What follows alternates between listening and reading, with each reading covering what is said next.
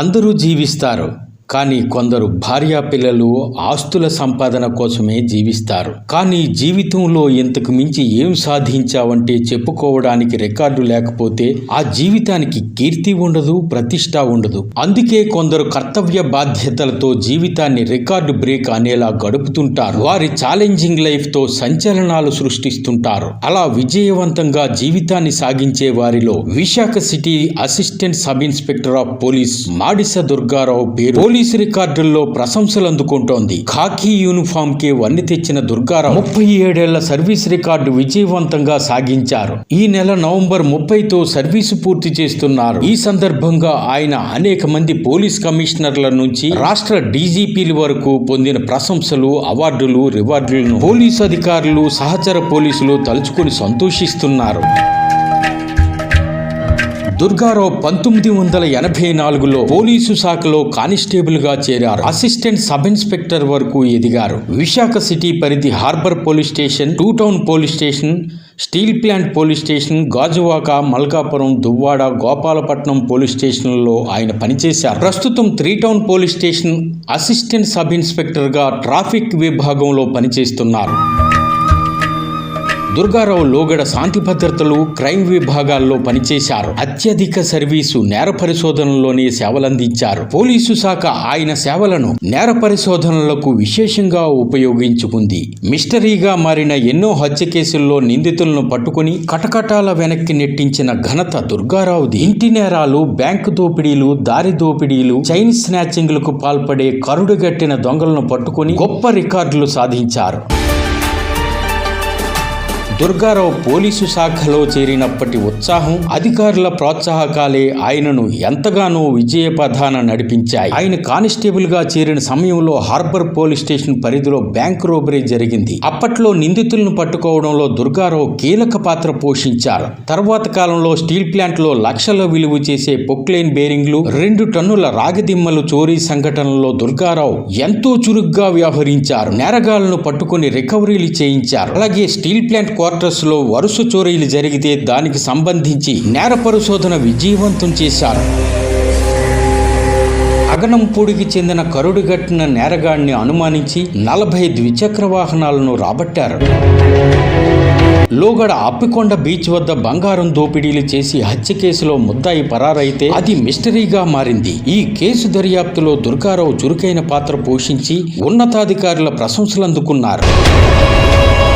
గాజువాక, అగనంపూడి ప్రాంతాల్లో ఇంటి దొంగతనాలు, భారీగా గ్యాస్ సిలిండర్ల చోరీలకు పాల్పడే ముఠాని అరెస్టు చేయించడంలో దుర్గారావు విశేషంగా పనిచేశారు. భారీగా బంగారం రికవరీ చేశారు.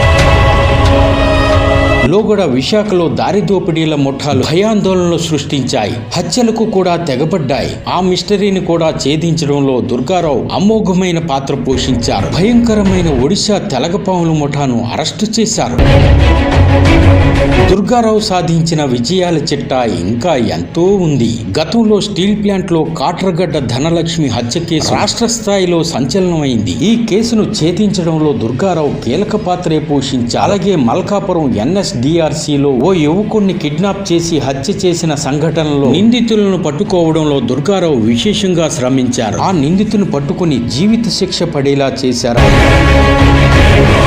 1978లో మల్కాపురంలో భార్యని భర్త హత్య చేసి అరెస్ట్ అయ్యాడు. తర్వాత బెయిల్పై వచ్చి కనిపించలేదు. 30 ఏళ్లైపోయింది. ఇంకా దొరకడని కొందరు, చనిపోయి ఉంటాడని కొందరు అనుమానిస్తున్న సమయంలో దుర్గారావు చెన్నై వెళ్లి ఆ నిందితుడిని అరెస్ట్ చేయడం విశేషం.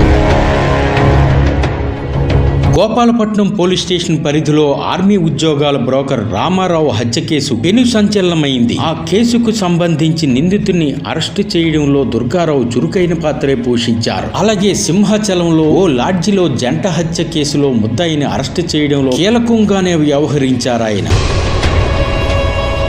సింహాచలంలో పింక్ డైమండ్ చోరీ కేసు గతంలో సంచలనం రేపింది. ఈ కేసును ఛేదించి దుర్గారావు అప్పటి రాష్ట్ర డీజీపీ నుంచి 10,000 రూపాయల రివార్డు అందుకోవడం విశేషం. పాత గోపాలపట్నంలో వరుస చిన్నారుల హత్య కేసులు విశాఖలో పెను సంచలనం రేపాయి. ఈ కేసులో నిందితుడిని పట్టుకోవడంలో కీలక పాత్ర పోషించిన దుర్గారావుకు అప్పటి ప్రభుత్వం 10,000 రూపాయల రివార్డు ఇచ్చి ప్రశంసించింది.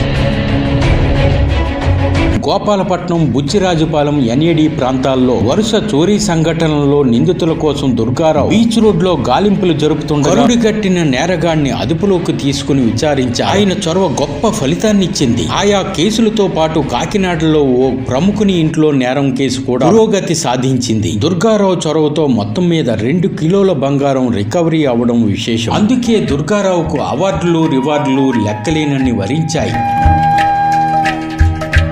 దుర్గారావుకి ముత్యాల లాంటి 3 కొడుకులున్నారు. బాలకృష్ణ, ఉదయ్ కుమార్, రవితేజ. వీరు తండ్రి ప్రతిష్టకు తగ్గట్టు మంచి ఇంజనీరింగ్ చదువులు చదివి అమెరికాలో స్థిరపడ్డారు. వీరి సంపాదనలో కొంత మొత్తాన్ని దుర్గారావుకు పంపి నిరుపేదలకు సాయం అందిస్తుంటారు. గత ఏడాది కరోనా ఆందోళన రేపిన సమయంలో దుర్గారావు విశాఖలో అమోఘమైన సేవలందించారు. ఆయన పెద్ద మనసును ప్రదర్శించారు. ఇలా 3 లక్షల రూపాయలు వెచ్చించి పేదలకు బియ్యం, నిత్యావసరాలు, బట్టలు పంపిణీ చేయడం విశేషం. దుర్గారావు ఇంకా అవకాశం ఉన్నప్పుడు ఆశ్రమాలను సందర్శించి సహకరిస్తుండడం అభినందనీయం. విధి నిర్వహణలో కర్తవ్య బాధ్యతలు, మానవీయ విలువలతో 37 ఏళ్ల పాటు పోలీసు జీవితాన్ని సాగించిన దుర్గారావుని సహచర పోలీసులు, అభిమానులు శభాష్ అని ప్రశంసిస్తున్నారు.